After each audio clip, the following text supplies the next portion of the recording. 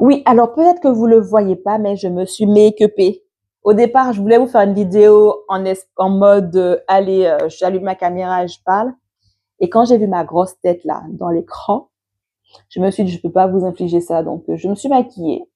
Ça faisait longtemps, parce qu'en général, je me maquille pas trop pour aller travailler. Voilà. Allez, c'est parti.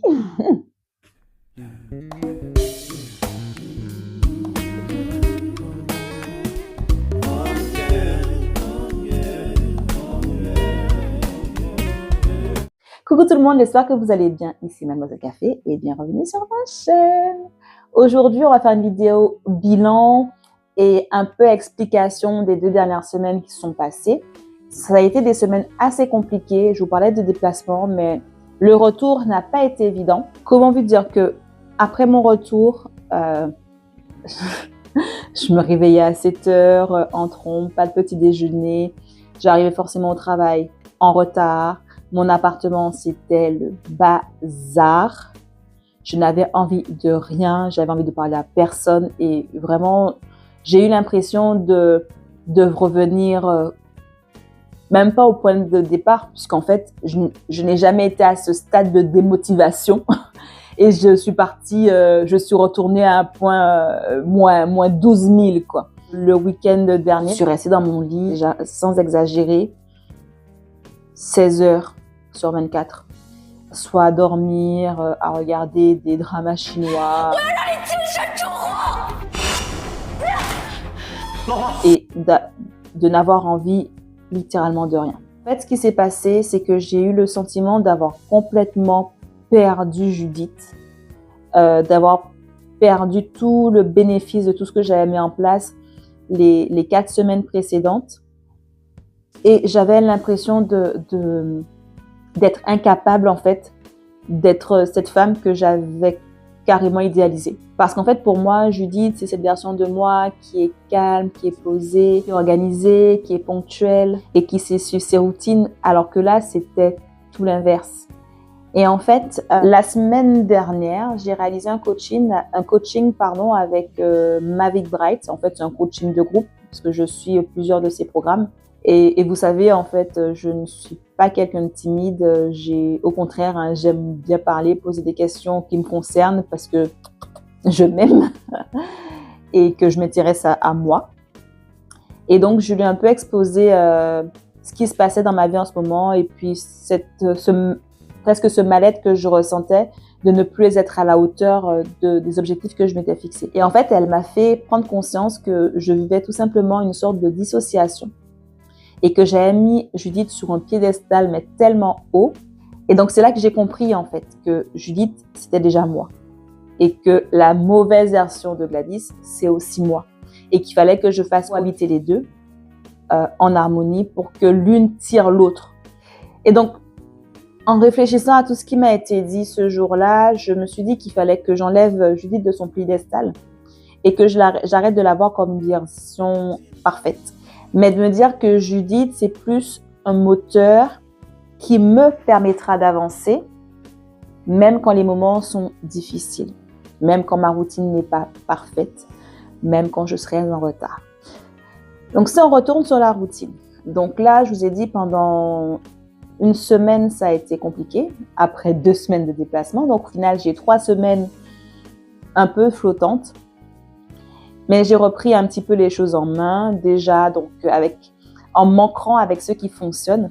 Donc, la routine du week-end, qui est pour moi une valeur sûre, puisque c'est une routine que j'ai depuis longtemps, où voilà, je sais que c'est 2 jours où je vais prendre soin de mon environnement, mais aussi pour la partie plus fonctionnelle avec les repas qui sont préparés.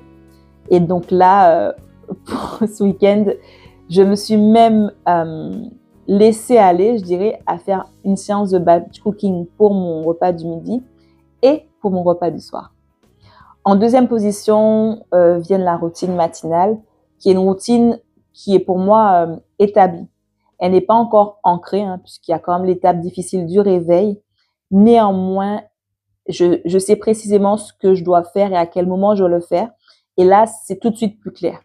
Pour ce qui est de la routine du soir, là, je vais juste parler de ce de ma progression, c'est que cette routine m'a permis d'arrêter de rester dans la voiture pendant des heures et des heures.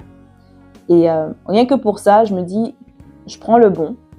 Et par rapport à l'analyse que j'en fais de mes difficultés sur cette routine, c'est peut-être justement d'accepter que Judith ne peut pas être parfaite et qu'il y a des moments où il faut qu'elle lâche prise. Et si ces moments-là, c'est le soir en rentrant du boulot et que je puisse être, j'allais me dissocier encore, mais que je puisse être rassurée parce que le repas aura déjà été fait et que littéralement, je n'aurai besoin de manger, prendre ma douche et aller me coucher, ça me va. On n'a pas besoin d'être hyper productive, d'être hyper dans le contrôle. Enfin, le dernier point, c'est l'acceptation de tout ce qui est positif et aussi de tout ce qui est négatif.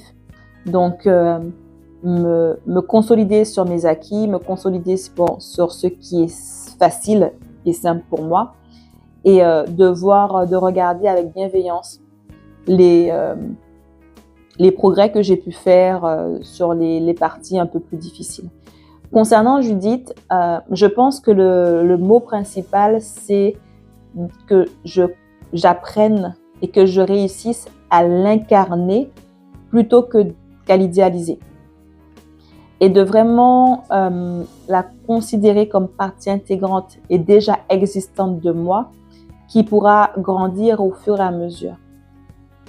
À côté de ça, prendre aussi en compte la partie plus fragile, moins rigoureuse, plus à l'écoute peut-être de son corps et de traiter ces deux versions de moi, ces deux parties de moi avec bienveillance.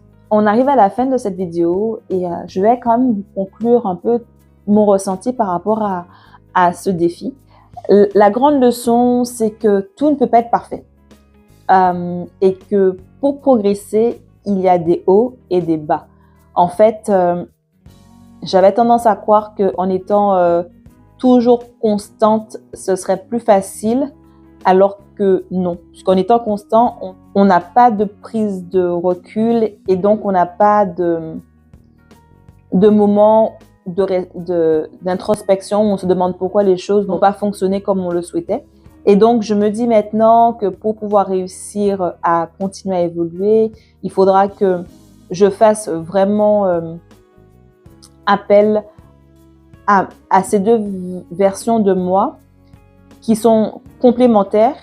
La version qui a des objectifs clairs, qui sait exactement là où elle veut aller, et l'autre version qui s'écoute un peu plus et de trouver un juste équilibre. Donc voilà, cette dernière vidéo sur le défi routine se termine. J'espère que ça vous aura plu de faire partie de l'aventure avec moi.